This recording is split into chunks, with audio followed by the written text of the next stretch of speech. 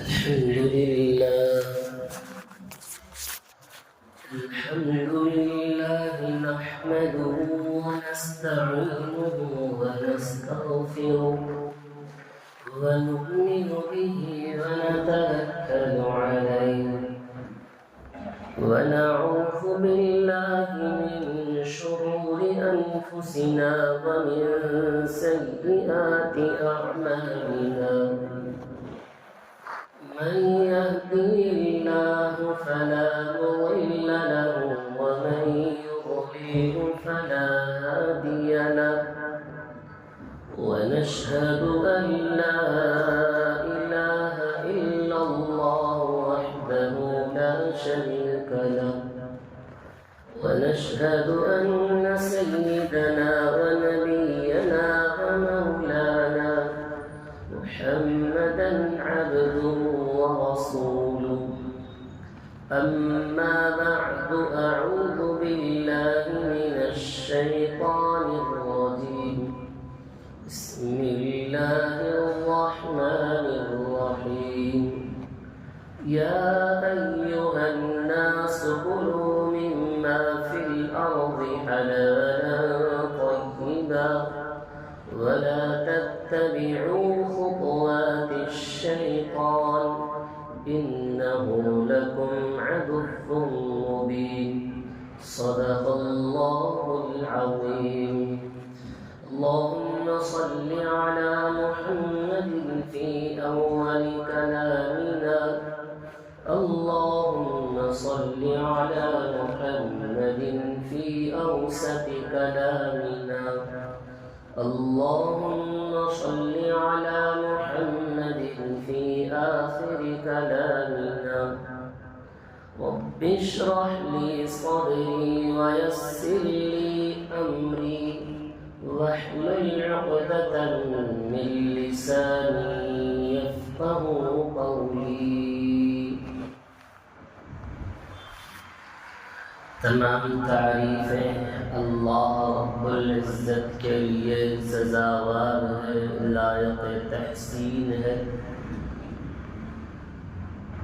کہ وہ ذات کے جس نے پوری کائنات کو اپنی قدرت سے بنایا اور ہم سب اللہ رب العزت ہی سے مدد طلب کرتے ہیں، ہم اسی کی عبادت کرتے ہیں۔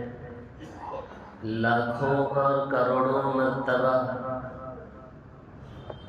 درود و سلام نازل ہو احمد مجتبی محمد مصطفیٰ صلی اللہ علیہ وسلم کے ذات اقدس کے لیے۔ حاضرین محترم،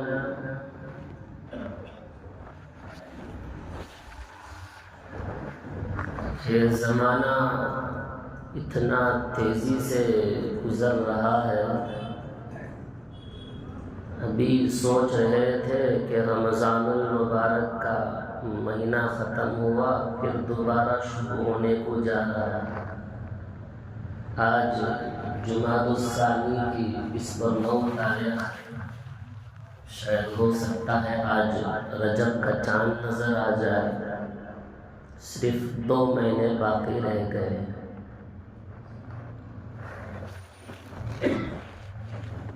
اللہ کے حبیب صلی اللہ علیہ وسلم اس مبارک مہینے سے ہی رمضان کی تیاری میں لگ جاتے تھے۔ تو الغرض حاضرین محترم، میں پچھلے جمعہ آپ حضرات کی خدمت میں قرآن مجید کی اہمیت اور اس کی فضیلت پر بات بتا رہا تھا۔ اللہ رب العزت کا لاکھ لاکھ شکر احسان ہے کہ اللہ نے ہم سب کو انسان بنانے کے بعد ایمان جیسی نعمت عطا فرمایا، اور ایمان والے کی پہچان یہ ہے کہ وہ اپنی زندگی کو اللہ اور اس کے رسول کے بتائے ہوئے طریقے کے مطابق اپنی زندگی کو گزاریں اور ان کے احکامات کو مان کر ان پر عمل کریں. یہ ایمان والے کی پہچان ہے. اللہ کے نبی صلی اللہ علیہ وسلم ہر موقع پر جب ضرورت پڑی نبی علیہ السلام ہمیں نصیحتیں کرتے تھے، بتایا کرتے تھے، جو کہ حدیث پاک میں موجود ہے. معاشرہ امت اگر نبی علیہ السلام کے طور طریقے کو سیکھیں گے، اپنی زندگی میں اپنائیں گے، تو ان کی دونوں جہاں کامیاب ہو جائے گا. اور نبی علیہ السلام کی جو نصیحتیں، جو باتیں نبی نے فرمایا ہے، وہ بہت بڑی اہمیت رکھتا ہے. اور نبی کی ہر بات مصلحت سے خالی نہیں ہوتی. اور نبی علیہ السلام جو بھی باتیں، جو بھی نصیحتیں کرتے تھے، اللہ کے نبی وہی بات بتلاتے تھے جو اللہ چاہتا ہے.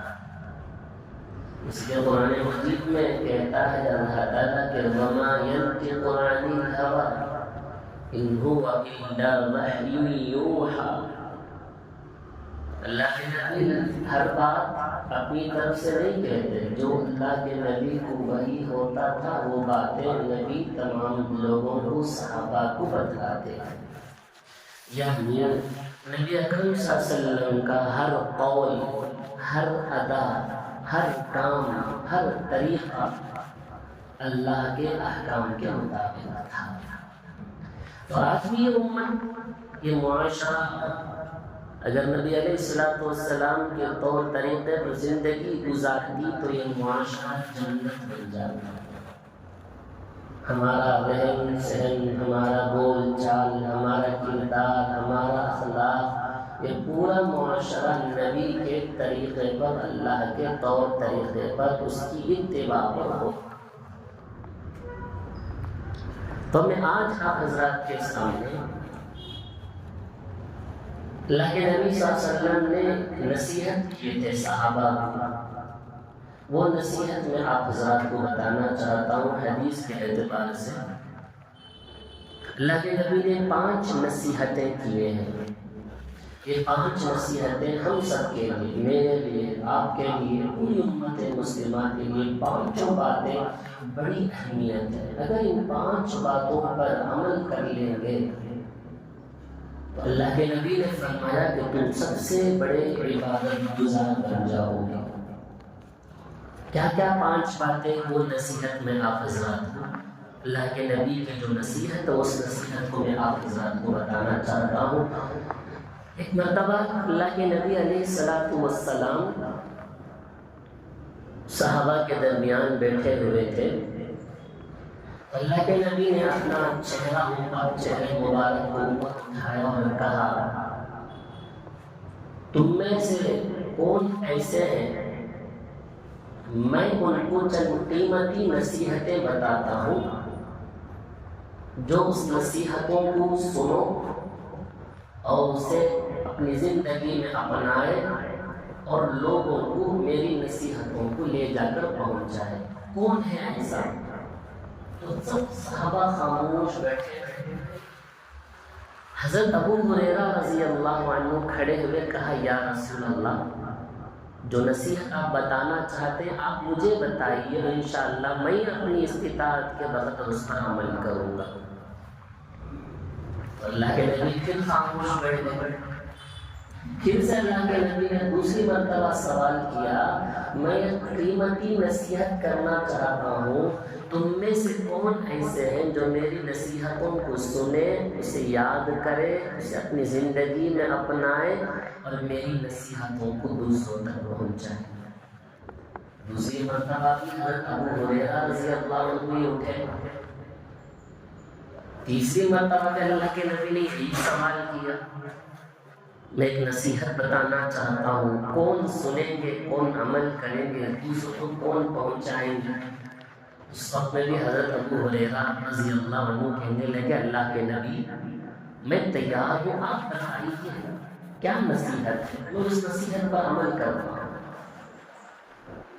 اللہ کے نبی علیہ السلام نے حضرت ابو ہریرہ رضی اللہ عنہ کو اپنا ہاتھ پکڑا اور اپنے ہاتھ کو حضرت ابو ہریرہ رضی اللہ عنہ کے ہاتھ پر ہاتھ رکھ کر کہا، 5 باتیں، 5 نصیحتیں میں تم کو کرتا ہوں، اس 5 نصیحتوں پر عمل کر لو اور دوسروں تک اس بات کو پہنچاؤ۔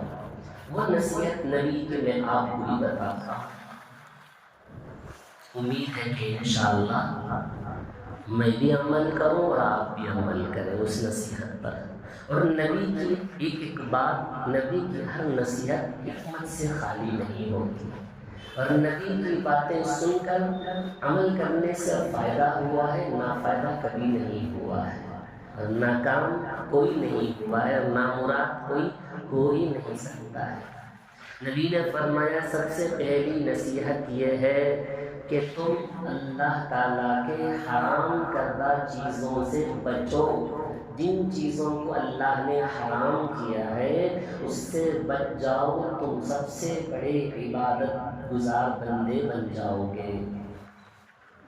بات یہ ہے، بہت بڑی بات ہے جو نبی نے بتایا، اللہ نے جن چیزوں کو حرام کیا ہے اس سے بچ جاؤ، تم بڑے عبادت گزار بن جاؤ گے۔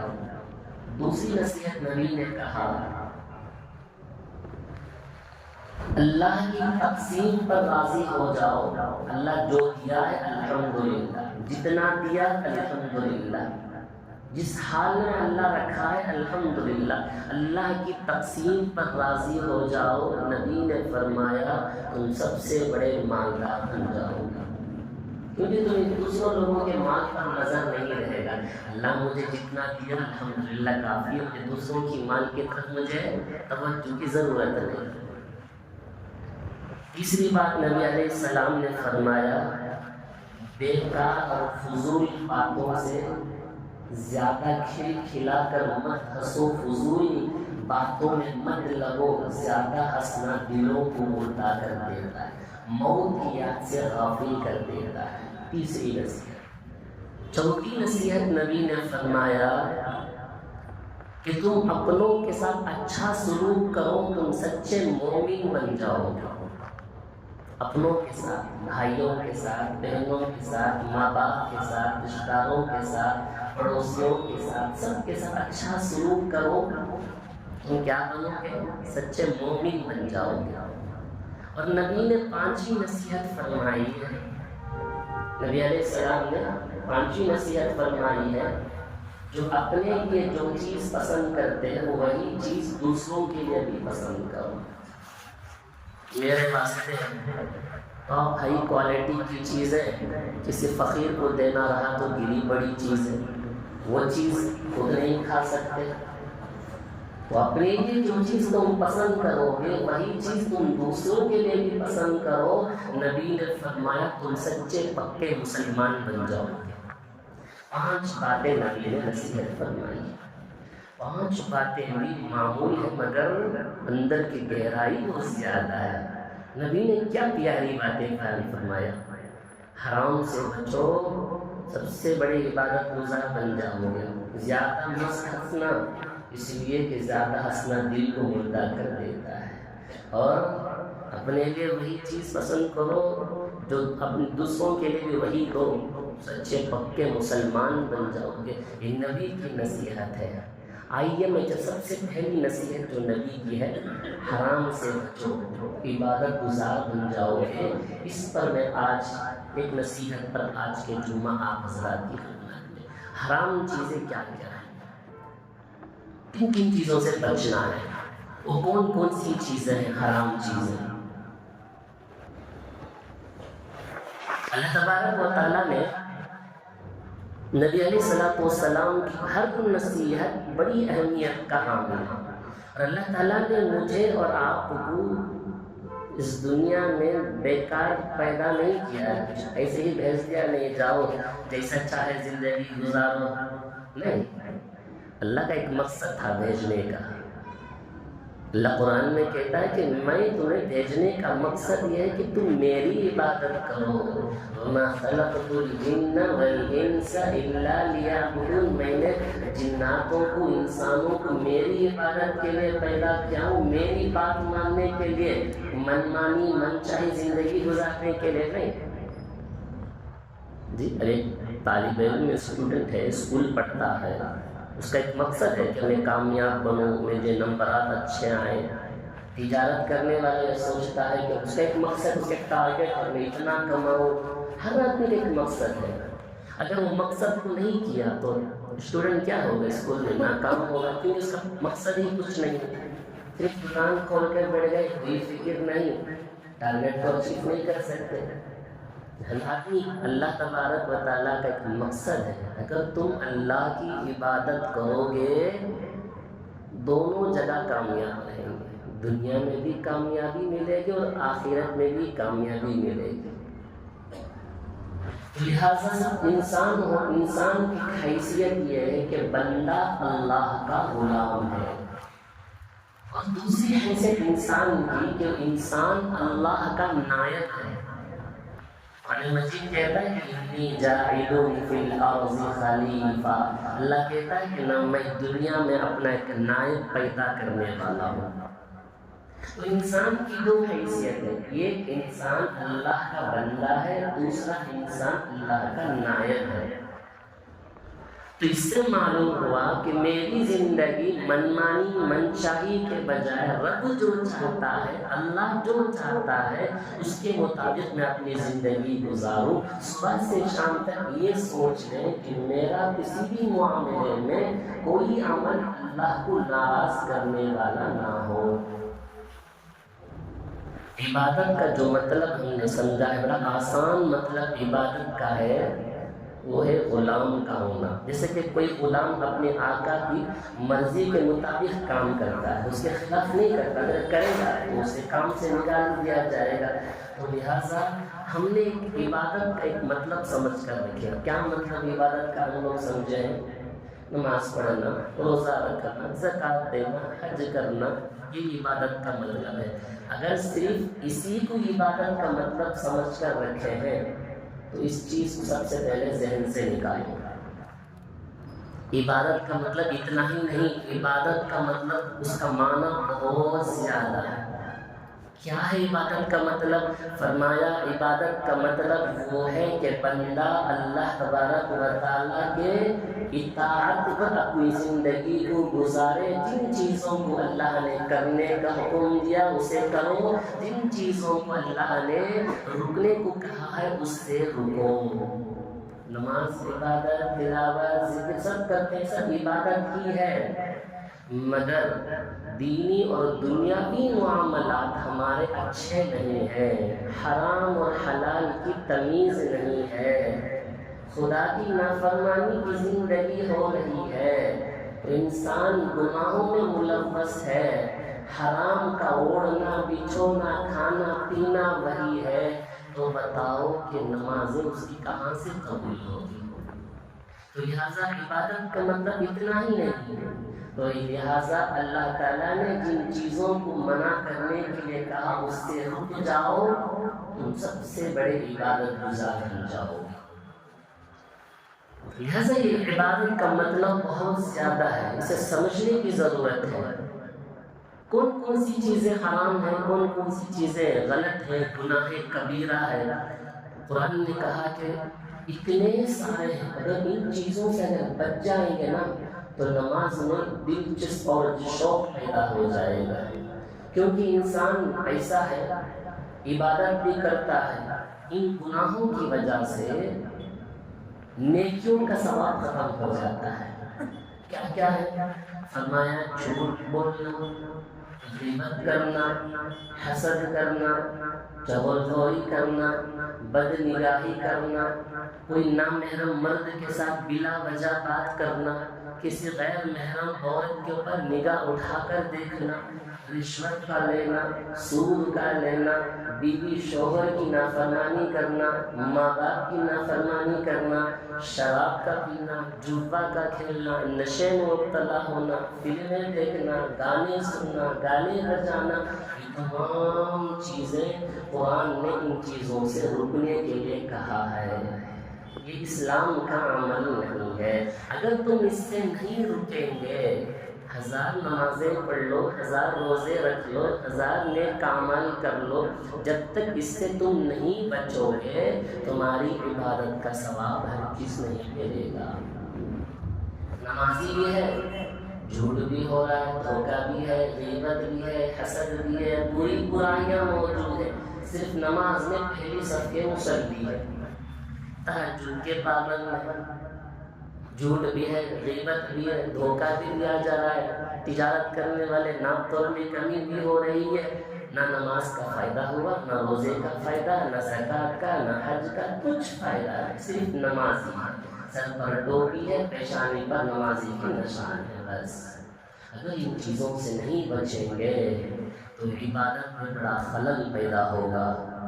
اسی لیے نبی علیہ السلام کی جو پہلی نصیحت جو میں فرمایا تھا کہ حرام چیزوں سے بچ جانا، تم اچھے عبادت گزار بنو گے، تو میں ان میں سے پہلی بات کو لے کر فرماتا ہوں، عبادت کے اندر نورانیت پیدا کرنے کے لیے، عبادت کے اندر مزید طاقت پیدا کرنے کے لیے قرآن مجید کہتا ہے، حلال کمائی کی بہت زیادہ توجہ دیتا ہے قرآن مجید۔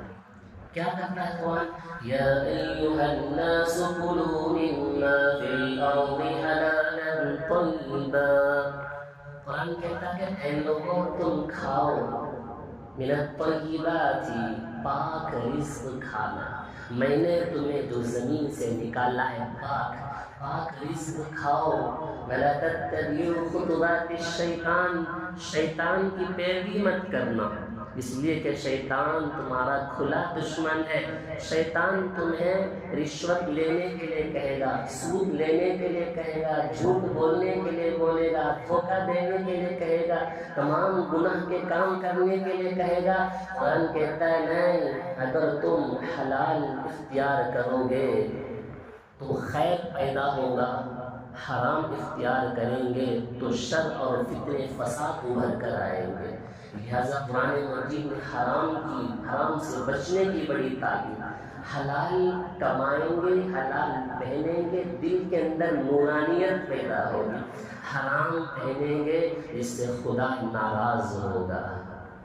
یہ تو لوگوں کے لیے حکم تھا، قرآن مجید نا لوگوں کے ساتھ ساتھ نبیوں کو بھی حکم دیتا ہے، کیا؟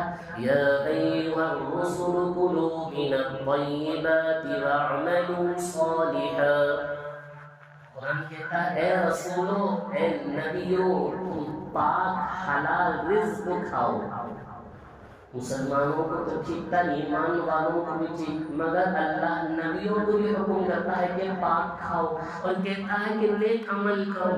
لہذا معلوم ہوا پاک کھائیں گے، پاک کمائیں گے، حلال روزی ہوگی تو نیک اعمال کی توفیق بھی ہوگی۔ اگر ناپاک ہوگا، غلط مال ہوں گے، جھوٹ دھوکہ دے کر کھایا ہوا مال ہوگا تو نیک اعمال کی توفیق نہیں ملے گی۔ اللہ نبیوں کو کہتا ہے کہ نیک کام کرو، نبیوں کو، حالانکہ نبی گناہوں سے پاک ہوتے، ان کو اللہ کہتا ہے، اس سے زیادہ ہم لوگوں کے لیے ضرورت ہے۔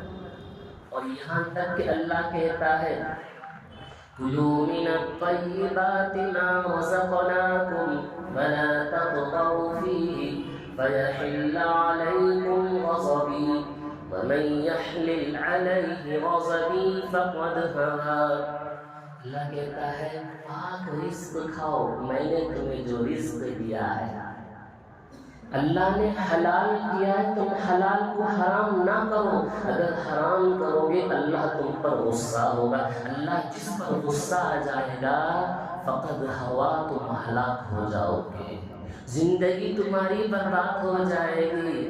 لہذا ہماری عبادت میں روحانیت پیدا کرنے کے لیے حلال مال بہت سخت ضرورت ہے۔ نبی علیہ السلام نے فرمایا ہر آدمی کے لیے ضروری ہے، واجب ہے، تمام فرضوں کے بعد فرض ہے کہ حلال رزق کمانا، فرض کے درجے میں قرار دیا۔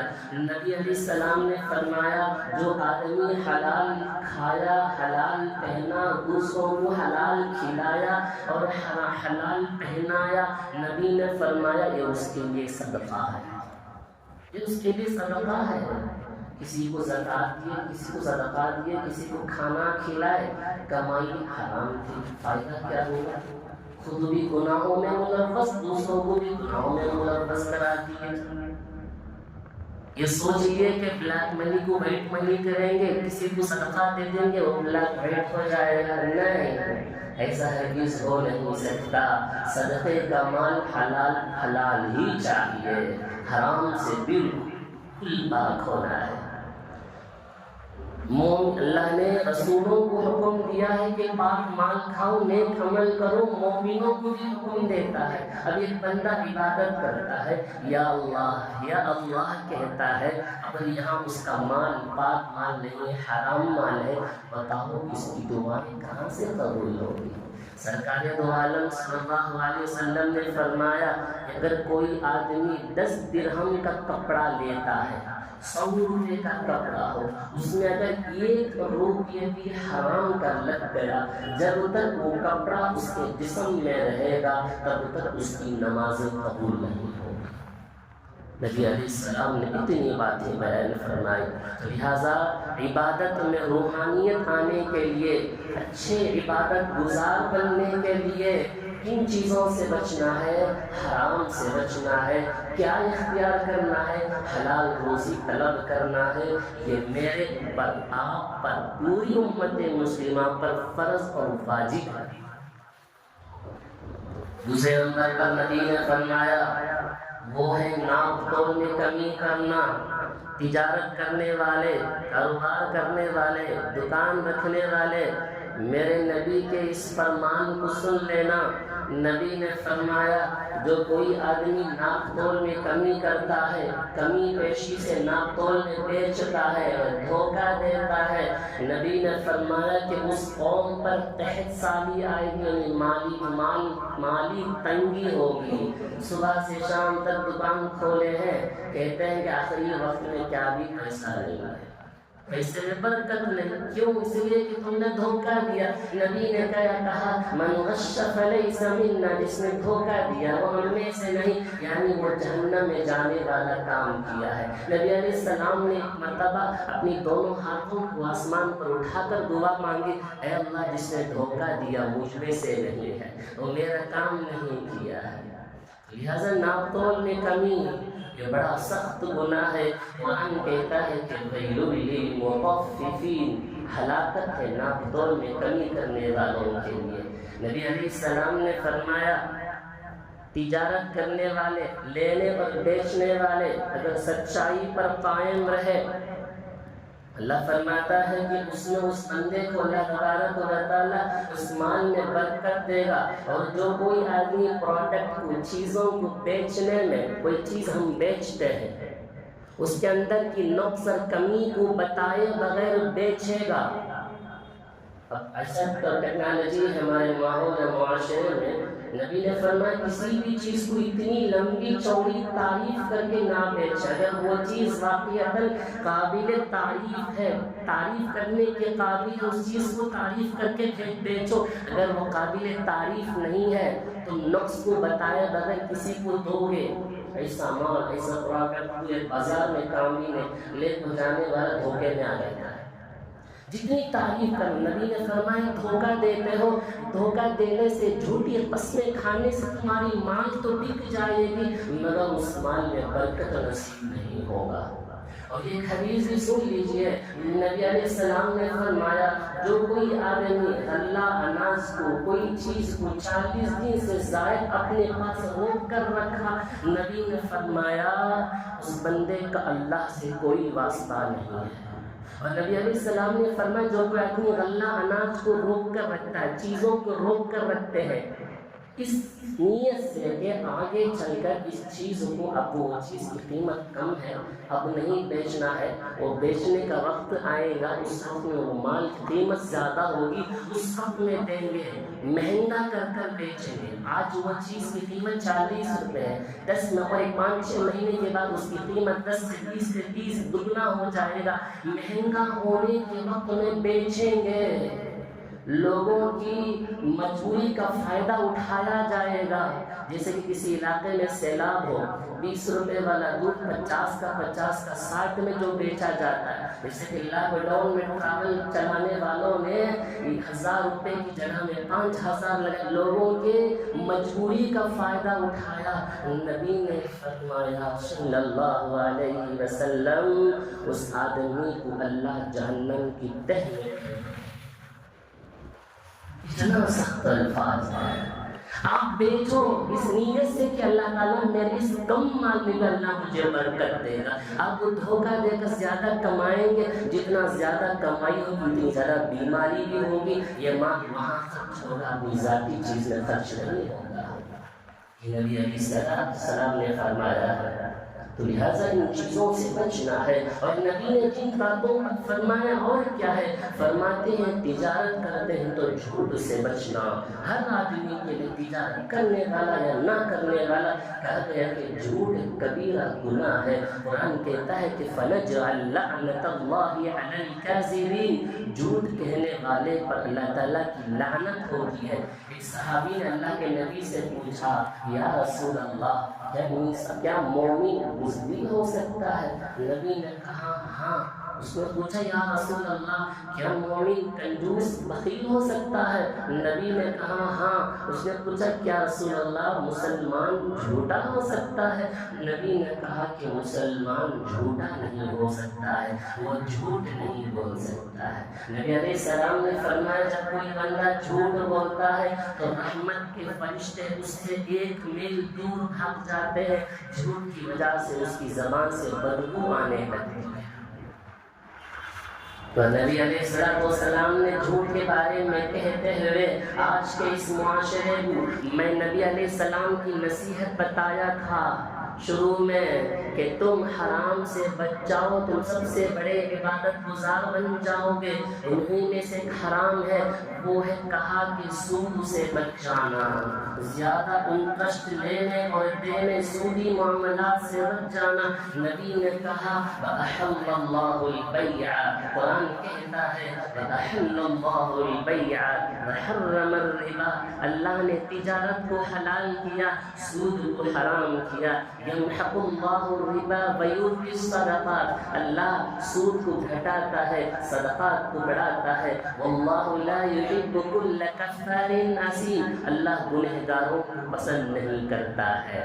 آپ کو نظر آئے گا یہ سود کا ایکسٹرا مال زیادہ آ رہا ہے مگر صدقات گھٹ رہا ہے، مگر صدقات دینے میں پیسہ کم ہوگا، موجود پیسے میں اللہ دگنا بدلہ عطا کر دیتا ہے۔ نبی علیہ السلام نے فرمایا جو کوئی آدمی سود کا لین دین اور کاروبار لینا دینا کرتا ہے، نبی نے فرمایا اس شہر پر اور بستی والوں پر اللہ تعالیٰ بیماری کو بھیج دیتا ہے۔ اس شہر میں رہنے والوں اکثر پاگل بن کے بیماریوں میں مبتلا ہو جاتے ہیں۔ اور نبی علیہ السلام نے ایک سخت جملہ استعمال کیا ہے، اللہ اکبر، اتنا سخت جملہ ہے جو کوئی آدمی سود کا لین دین کرتا ہے، نبی کی حدیث سن لو، نبی نے فرمایا سود کا 70 گناہ ہے، ان میں سے ادنا سے ادنا سے ادنا گناہ نعوذ باللہ ثم نعوذ باللہ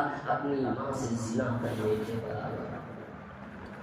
سود بڑا خطرناک ہے۔ نبی علیہ السلام نے فرمایا سود لے کر دینے والا، سود کی گواہی دینے والا، سود کا کاروبار کرنے والا، اس کی طرف اشارہ کرنے والا، ہر آدمی اس گناہ میں ملوث ہوگا۔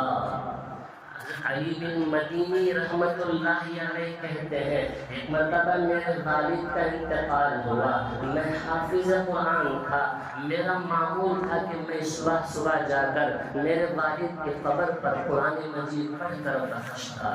ایک مرتبہ رمضان کا موقع ہوا، میں قبر کے پاس جا کر قرآن مجید کی تلاوت کر رہا تھا، میرے قبر کے بازو میں چیخنے چلانے کی آہ کی آواز آ رہی تھی۔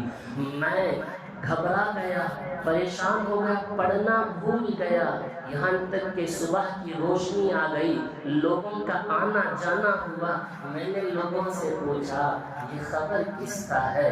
لوگوں نے کہا یہ خبر تو فلاں آدمی کا ہے۔ میں نے سوچا کہ یہ آدمی تو ہمارے محلے کا رہنے والا ہے، بڑی عبادت گزار تھا، اسے خبر میں کیوں عذاب ہو رہی ہے؟ تو میں ان کے ہم عمر لوگوں سے ملاقات کرنے کے لیے محلے میں گیا، لوگوں سے پوچھا تو قبر والے کا کیا حشر ہے، کون ہے؟ تو پوری لوگوں نے اس کی تعریف کی، وہ بڑے نمازی تھے، پنج وقت کا نماز کے پابند تھے، روزہ زکوٰۃ حج پوری عبادتیں پابندی سے کرتے تھے۔ اس آدمی کے کوئی اولاد نہیں تھی، عمر کا تقاضا تھا، کہیں بھی جا کر کام نہیں کر سکتے تھے، تو انہوں نے اپنی پوری مال اور جائیداد کو بیچ کر انہوں نے اپنا پورا مال سود میں لگا دیا، اور وہ نماز میں مشغول ہو گئے، عبادت میں مشغول ہو گئے، اور ان کو مہینہ ہوتے ہی ماہانہ ان کا سودی رقم آ جاتا تھا۔ تو انہوں نے سوچا اللہ تعالیٰ اسی وجہ سے ان کو قبر میں عذاب دے رہا ہے۔ عبادت تو ہے ان کی، نمازیں عبادتیں بہت ہیں، مگر ان چیزوں کی وجہ سے وہاں یہ عبادت بھی کام نہیں آیا۔ کیوں؟ اس لیے کہ تم نے قرآن کے حکم کی خلاف ورزی کی ہے۔ اور نبی علیہ السلام کا ایک اور نصیحت بھی سن لیجئے، نبی نے فرمایا تم حسد سے بچ جاؤ، اس لیے کہ حسد کرنا نیکیوں کو اس طرح ختم کر دیتا ہے جیسے کہ آگ لکڑی کو کھا کر ختم کر دیتی ہے۔ حسد کرنا ایسا ہے گویا کہ نیکیوں کے ثواب کو کھا کر ختم کر دیتا ہے۔ کسی کے لیے حسد کی ضرورت نہیں، وہ میرے سے مال میں بڑھتا ہے، بڑھنے دو، اللہ نے اسے مال دیا ہے، حسد کرنے کی میری بھی گنجائش نہیں، آپ کی بھی گنجائش نہیں۔ اگر کوئی آدمی عہدہ ہے، کوئی کسی کو عہدے میں اونچا مرتبہ عطا کرتا ہے، لوگوں میں مشہور اور فیمس ہوتا ہے، ان کو دیکھ کر چلنے کی کیا ضرورت ہے؟ اللہ نے وہ مرتبہ وہ عہدہ ان کو دیا ہے، ہمارے دل میں اس کے لیے نہ حسد ہو، نہ بغض ہو، نہ کینہ ہو، ہرگز نہیں۔ ایک حدیث بتاؤں، حضرت عبداللہ بن عمرو بن عاص رضی اللہ عنہ، ایک مرتبہ اللہ کے نبی مسجد نبوی میں بیٹھے ہیں، تمام صحابہ موجود ہیں، اللہ کے نبی نے کہا اب مسجد کے اندر جو صحابی تشریف لائیں گے وہ جنتی ہوں گے۔ صحابہ پریشان ہیں، اللہ کے نبی دنیا میں کسی کو جنتی ہونے کی بشارت دیتے ہیں؟ دیکھا کہ اتنے میں وہ صحابی عبداللہ بن عمرو بن عاص، وہ صحابی وضو کر کر اندر تشریف لائے۔ ایک دن دوسرے دن اللہ کے نبی نے کہا اب جو صحابی اندر آئیں گے تو وہ جنتی ہوں گے۔ تمام صحابہ پھر کر دیکھے تو وہی صحابی اندر آ رہے ہیں۔ دوسرے دن کا مسئلہ، تیسرے دن اللہ کے نبی نے کہا اب جو صحابی اندر آئیں گے وہ جنتی ہے۔ مجلس ختم ہونے کے بعد اس مجلس سے صحابی اٹھ کر کہا اللہ کے نبی نے آپ کو دنیا میں جنتی ہونے کی بشارت دی، میں آپ کے ساتھ 3 دن رہنا چاہتا ہوں، آپ کی پوری عبادت کو، آپ کے اخلاق کو دیکھنا چاہتا ہوں، اپنی زندگی میں اپنانا چاہتا ہوں کہ آپ کے کیا ایسے عمل ہیں۔ انہوں نے کہا اچھا ٹھیک ہے، آپ میرے ساتھ 3 دن رہیے۔ انہوں نے ان کو اپنے ساتھ 3 دن ٹہلا لیا، رات میں سوتے نہیں تھے، بار بار بیڈ شیٹ کو ہٹا ہٹا کر دیکھتے تھے، دیکھیں گے صحابی شاید رات بھر عبادت کرتے ہوں گے، تو کوئی خاص عمل نظر نہیں آیا۔ 1 دن 2 دن 3 دن گزرا، 4 دن انہوں نے اس صحابی سے پوچھا میں نے اللہ کے نبی کے زبان سے آپ کو جنتی ہونے کی خوشخبری سنی ہے، آپ کے پاس کیا عمل ہے؟ اللہ کے نبی کے زبان سے جنتی ہونے کی خوشخبری سننا یہ میرے لیے دنیا کی کوئی نعمتوں سے زیادہ ہے۔ جب نبی نے کہا ہے، میں نے پوچھا آپ کے پاس کیا عمل ہے، آپ جنتی ہیں؟ کہنے لگے میرے پاس کوئی خاص عمل نہیں ہے، یہ عمل یہ ہے کہ میں اپنے دل میں کسی کے لیے حسد اور بغض نہیں رکھتا ہوں۔ اس وجہ سے نبی نے مجھے جنتی ہونے کی بشارت دی۔ ارے وہ کہ کوئی آدمی ہمارے لیے عہدے میں، مال میں، ہر چیز میں بڑا ہوگا، بڑھنے دو، اللہ نے اس کو عطا کیا ہے، اس کا معاملہ اللہ کے پاس ہے۔ کسی کو دیکھ کر جلنا، حسد کرنا، کسی کے مرتبے کو دیکھنا، وہ اتنی بڑی بلڈنگ بن لیا، اسے کہاں سے آ گئے، اسے کہیں سے بھی آنے دو، اس کا معاملہ، اس کا عمل اللہ کے پاس ہے، اس کا پکڑ، اس کا حساب میرے ہاتھ اور آپ کے ہاتھ میں نہیں ہے۔ بڑھنے والے کو بڑھنے دو، حسد کرنا، اس کے لیے اپنے دل میں بغض رکھ لینا، کینہ رکھ لینا، یہ نبی کی صفت نہیں ہے۔ کھلے دل رکھو، دلوں کی کشادہ رکھو۔ حسد کرنے سے خود اپنی نیکیوں کو کیوں برباد کر دیتے ہو؟ نیکیاں برباد ہو جاتی ہیں، نمازیں لاکھیں ہو مگر حسد کی وجہ سے پوری نمازیں ہماری ختم ہو جاتی ہیں۔ نبی کی پہلی نصیحت یاد رکھنا، میرے نبی نے کہا کہ یہ گناہ کبیرہ ہے، تم اللہ کے حرام کردہ چیزوں سے بچ جاؤ، تم سب سے بڑے عبادت گزار بن جائیں گے۔ ایک واقعہ بتاتا چلوں، اس برے بدر صغیر کے پورے دنیا کے سب سے بڑے صوفی اور ولی، اس بدر صغیر کے اندر، اس باہر ممالک کے اندر بھی جتنے بھی بڑے بڑے مسلمان ہیں، 99% مسلمان اور ان کی اولادیں حضرت خواجہ معین الدین اجمیری چشتی رحمۃ اللہ علیہ کی دین کی دعوت کی محنت سے جنہوں نے مسلمان قبول کیے، اسلام قبول کیے، جدھر جاتے ہیں ادھر ہدایت کی ہوائیں پھیل جاتی ہیں۔ ایک مرتبہ کا واقعہ ہے، ایک سفر سے واپس تشریف لائے تو 7 لاکھ لوگوں نے اسلام قبول کیا ہے، 70 لاکھ لوگوں نے ان کے ہاتھ پر گناہوں سے توبہ کیا ہے، کوئی معمولی تعداد ہے۔ جب سفر سے واپس تشریف لائے تو سیدھا سنت کے مطابق اپنی امی کے پاس گئے اور اپنی امی کے قدموں کے پاس بیٹھا۔ امی نے بیٹے کے حال پوچھا، بتاؤ بیٹے کیا حال ہے؟ بار بار امی بیٹے کے چہرے کو دیکھتے تو بیٹا بڑا مسکراتا ہے، چہرہ کھلا ہوا ہے۔ امی نے پوچھا، بیٹا بڑا چہرہ کھلا ہوا ہے، اللہ تجھے ہمیشہ خوش رکھے، سلامت رکھے، کیا بات ہے؟ کہا امی جان یہ سفر تو میرے لیے بڑا کامیاب ہو گیا، بڑا کمال کا سفر تھا، کیا بات ہے بتاؤ، خوشی میں بھی شامل ہو جاؤں گی۔ تو حضرت خواجہ معین الدین اجمیری چشتی رحمۃ اللہ علیہ نے کہا، امی جان اس سفر میں 7 لاکھ لوگوں نے اسلام قبول کیا اور 70 لاکھ مرد اور عورتوں نے گناہوں سے توبہ کیا ہے۔ تو چہرہ نیچے کر لیا امی نے، چہرہ اٹھا کر پھر کہا، بیٹے اس میں تیرا کمال نہیں، اس میں میرا کمال ہے، اس میں تیرا کمال نہیں، اس میں میرا کمال ہے۔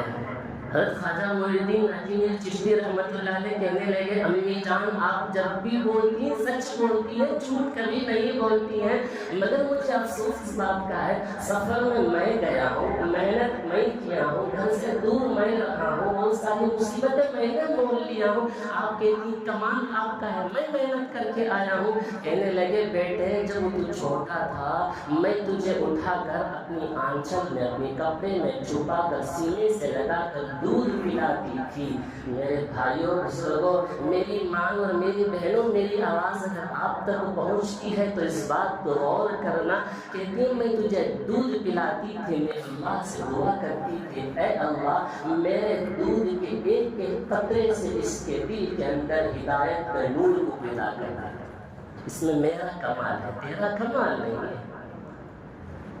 لہذا ان کی زندگی گناہوں سے پاک تھی، بتانا یہ ضروری تھا، ان کے دل، ان کے زندگی گناہوں سے پاک تھی، عبادت بھی ویسے تھے، اخلاق بھی ویسے تھے۔ جب جا کر 90 لاکھ لوگوں نے اسلام قبول کیا آخری زمانے تک، اتنا آسان کام نہیں ہوتا ہے۔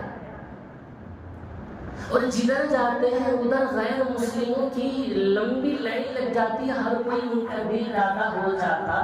ان کا نام لقب جو لگا ہے غریب نواز کا جو لقب لگا ہے، اتنی آسانی کا لقب نہیں تھا، نوازنے کی صفت بہت زیادہ تھی، دل دادا تھے، جس شہر میں جاتے اس شہر میں لمبی دسترخوان لگ جاتی تھی، اور جس شہر میں دسترخوان لگائے تھے حضرت کے خادم نے حضرت نے خادموں سے کہا جاؤ لوگوں کو دعوت کے لیے بلاؤ، یہاں دعوت میں شامل ہو جائیں گے، ہمارے ساتھ کھانے میں شریک ہو جائیں گے۔ خادم نے کہا حضرت سب لوگ آ گئے ہیں، ایک آدمی نہیں آیا ہے۔ حضرت نے پوچھا کیوں؟ اس لیے کہ ہم نے جب اس کو دعوت کے بلایا تو اس نے کہا کہ میں گھروں سے لوگوں کے گھروں کی گندگیاں اٹھا کر ٹوکری میں لے جا کر کہیں دور ڈالتا ہوں، میرے ہاتھ پیر گندے ہیں، میں آپ کی مجلس میں نہیں آ سکتا ہوں، کوئی غیر مسلم اپنی مجلس میں نہیں بٹھاتا ہے تو آپ لوگ مجھے کیسے بٹھائیں گے؟ حضرت نے کہا جاؤ اسے بلاؤ، اس سے کہو کہ حضرت دسترخوان کر کے انتظار کرتے ہیں، اور اسے کہنا موقع ملے تو نہا لینا، اگر موقع نہیں ملا تو دونوں ہاتھوں کو گھٹنوں تک دھو لینا اور دونوں پیروں کو دھو لینا، اندر آ جانا۔ تو اس نے دونوں ہاتھوں کو دھو لیا تھا، پیروں کو دھو کر اندر آ گیا، حضرت کے قریب آتا آتا کانپ رہا تھا، پیشانی پر پسینہ کانپتا ہوا قریب آیا۔ حضرت نے کہا اور قریب آؤ۔ حضرت خواجہ اجمیری معین الدین اجمیری چشتی رحمۃ اللہ علیہ نے اپنے ہاتھ سے لقمہ اٹھا کر،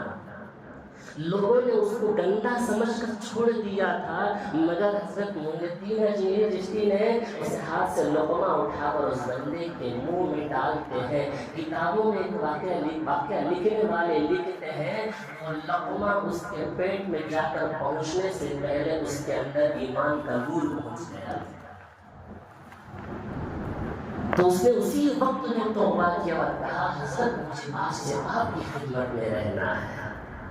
تو یہ ہوتا ہے دلوں کے اندر نور ایمانی پیدا کرنے کے لیے ضروری ہے کہ ہم اپنی زندگیوں میں گناہوں سے پاک رہیں۔ یہ ہماری زندگی میں بھی ہو سکتا ہے، ہماری اولادوں کی زندگی میں بھی ہو سکتا ہے، یہ اس وقت میں ہوگا نماز روزہ تلاوت ذکر و اذکار کے ساتھ ساتھ جھوٹ غیبت چغل خوری سود و زنا بدکاری بد نظری تمام چیزوں سے اگر بچ جائیں گے، اور اسی صفت ہماری زندگی میں انشاءاللہ اللہ رب العزت دینے کے لیے تیار ہے۔ تو نبی کی پہلی نصیحت شاید یاد ہوگی، میں شروع میں بتایا صرف ایک ہی نصیحت پر پورا جمعہ وہ وقت نکالا ہوں، بس ایک بات یاد رکھ لینا، نبی نے نصیحت کیا ہے حضرت ابو ہریرہ کو، اللہ کے نبی نے کہا میری باتوں پر عمل کر لو اور دوسروں تک اس بات کو پہنچاؤ، میں نے یہ بات آپ تک پہنچایا ہے آپ سب لوگوں کے لیے، گناہوں سے بچ جاؤ، اللہ نے جن چیزوں کو حرام کیا ان سے بچو، تم سب سے بڑے عبادت گزار بن جاؤ گے۔ میرے نبی کی نصیحت کو یاد رکھ لینا، اسے عمل کر لینا اور دوسروں تک پہنچانے کی کوشش کرنا، اللہ کی ذات سے امید ہے اللہ ہم سب کو عبادت گزار بنا دے۔ حاضرین محترم، آخری نصیحت مختصر ایک بات حضرات کی خدمت میں، آپ حضرات سب جانتے ہوں گے اب حالات کیسے ہیں 2024 میں، اور اس مہینے میں جنوری کے اس مہینے میں کیا اوپن ہونے والا ہے آپ حضرات بخوبی جانتے ہیں، کس کی افتتاح ہونے والی ہے۔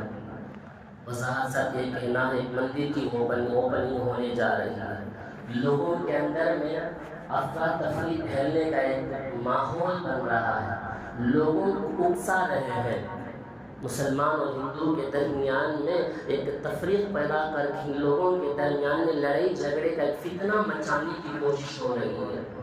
طرح طرح کی میں بات وضاحت سے نہیں کرنا چاہتا ہوں، حالات اچھی نہیں ہے، لہٰذا میں سب صحیح بات بتاتا ہوں، اگر کوئی اس مندر کی اوپننگ کے بارے میں اگر آپ سے کوئی چھیڑے کوئی بات چیت کرے، خدا کا واسطہ لے کر آپ خاموش رہیں، کیونکہ اگر اس کے اندر سے کچھ نہ کچھ مسئلہ اٹھا، اللہ نہ کرے اس کے مسئلے کو لے کر بڑا مسئلہ بن سکتا ہے، اور دونوں فریق کے درمیان میں طرح طرح کی پریشانیاں مصیبتیں فتنے آئیں گی۔ اللہ سے دعا کرتے کرتے رہیں، اللہ تعالیٰ ان کو ہدایت کی توفیق سے مالا مال فرمائے، اور ہم سب اس امید سے بیٹھے انشاءاللہ اللہ کا وعدہ ہے اللہ کی رحمتیں ہم پر نازل ہوں گی، اس وقت میں نازل ہوں گی جب ہم ان گناہوں سے بچ کر زندگی گزاریں گے۔ یہ حکومت و اقتدار اگر گناہوں سے بچ کر اپنی زندگی پاک ہو کر ہوگی تو وہ حکومت و اقتدار ہمارے قدموں تلے خود اللہ رب العزت لا کر ڈالے گا۔